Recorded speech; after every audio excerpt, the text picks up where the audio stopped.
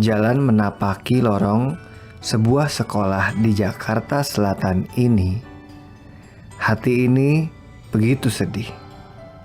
Lihatlah, ruang perpustakaan, laboratorium fisika, dan IPA ini.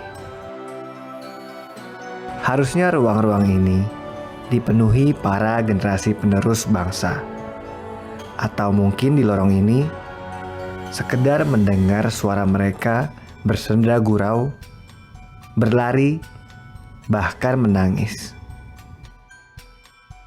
Entah kapan pandemi ini berakhir.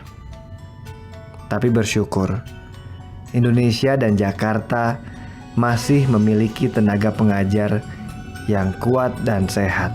Kepala sekolah sebuah sekolah yang menjadi percontohan di bulan Juni lalu.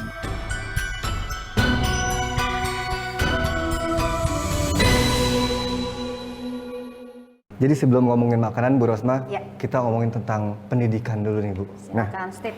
Bu Rosma gimana kabarnya, Bu? Saya baik, terima kasih. Kamu gimana, Mas? Saya sehat. Oke, sip. Ibu udah vaksin, Bu? Saya sudah vaksin dong, jelas. Oh, Bu, ini kan sekolah swasta Pelita Harapan. Ya. Menjadi salah satu pilot projectnya pemerintah untuk memberlakukan pembelajaran tatap muka. Oke, ya betul. Itu mulai dari kapan, Bu? Kalau saya boleh tahu. Boleh, kamu boleh tahu. Jadi itu kami dapat sambil jalan sedikit-sedikit izin pertama kali dari pemerintah itu untuk buka PTM terbatas di bulan April. Jadi pertama kali anak murid mulai masuk ke belajar di kelas itu tanggal 9 April. Oh. Ya. 9 April ya, Bu ya? 9 April, ya. Terus sampai uji cobanya sampai kapan? Uji cobanya itu berlaku sampai akhir tahun ajaran. Jadi kelompok pertama itu tergantung dia bagaimana hasil dari tahun akademik dia, dan sekolah kami tahun akademik 2020-2021 itu berakhir di tanggal 11 Juni. Jadi anak-anak terakhir interaktif dengan guru yang datang ke sekolah itu di tanggal itu.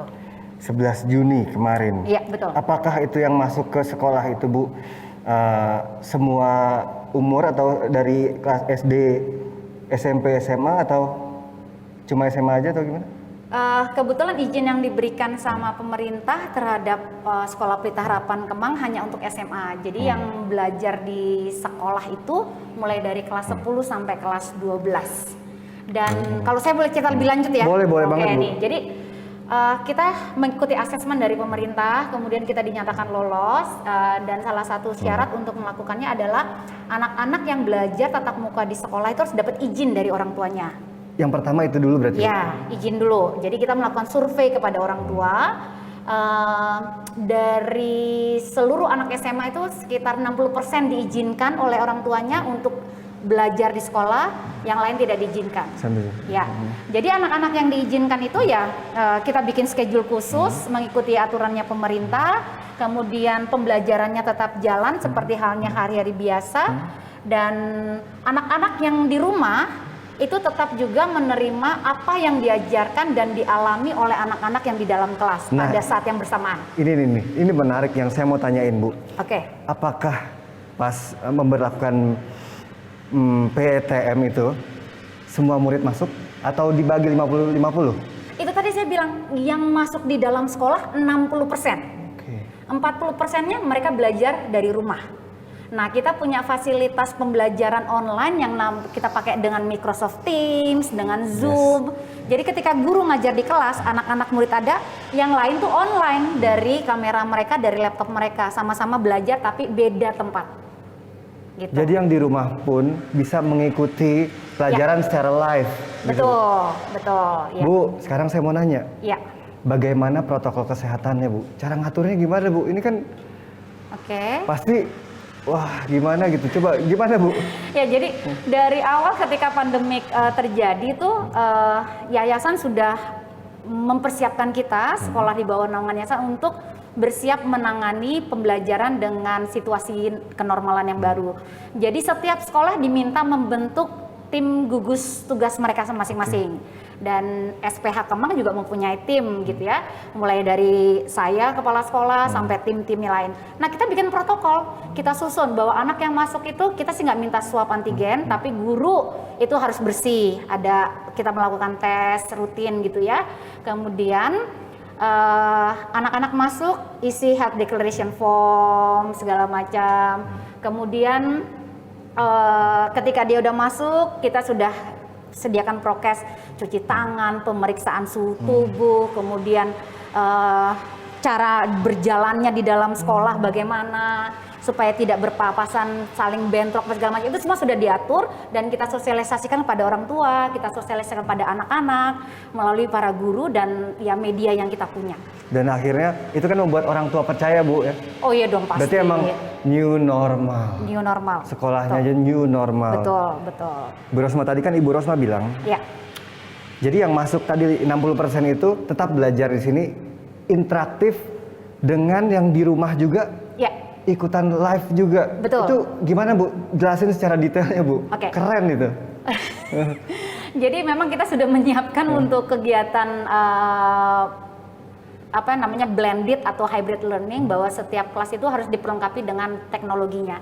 Jadi kita install webcam, mobile webcam, kita install mikrofon juga mobile, kemudian udah pasti ada LCD projector di kelas gitu untuk menjadi layar yang lebih besar untuk anak-anak melihat kegiatan yang terjadi di kelas.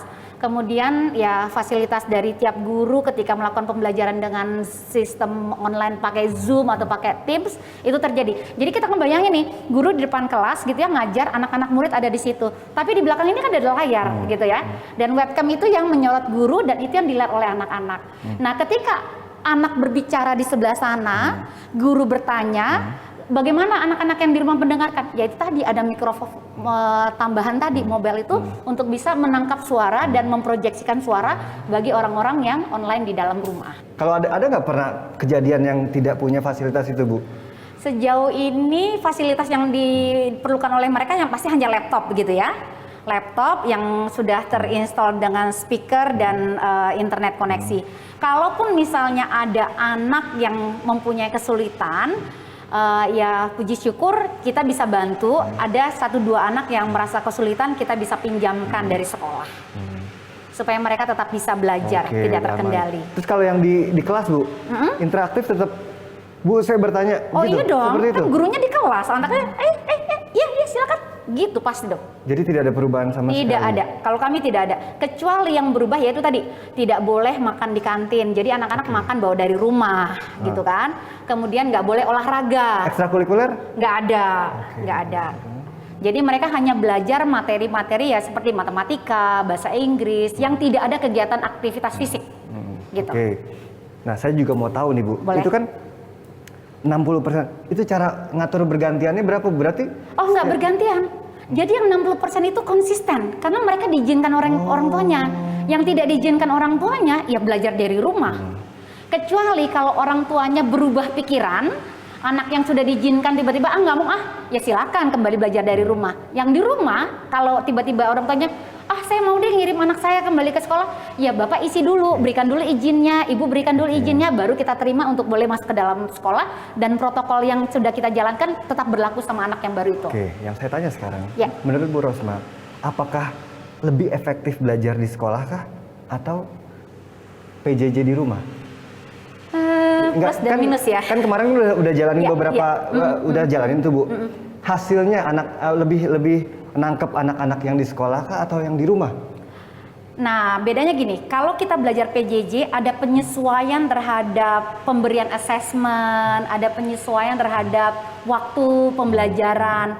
Nah, kalau di sekolah bisa kita benar-benar pastikan seperti bagaimana kurikulum itu terjadi. Jadi saya rasa dua-duanya sama, ada plus dan minusnya. Yang menjadi plus dari anak-anak belajar di sekolah adalah mereka bisa berinteraksi, tatap muka, lihat temennya, senang, gembira gitu ya. Sedangkan yang di rumah ngelihatnya layar, ketawanya kita nggak tahu apakah benar-benar dari hati atau tidak gitu ya. Tapi materi-materi yang diberikan sama pembelajaran itu semuanya diterima oleh anak-anak dengan sama, karena itu yang kita minta kepada guru ketika mereka melakukan pengajaran mereka. Tidak ada yang berkurang dari sisi kualitas.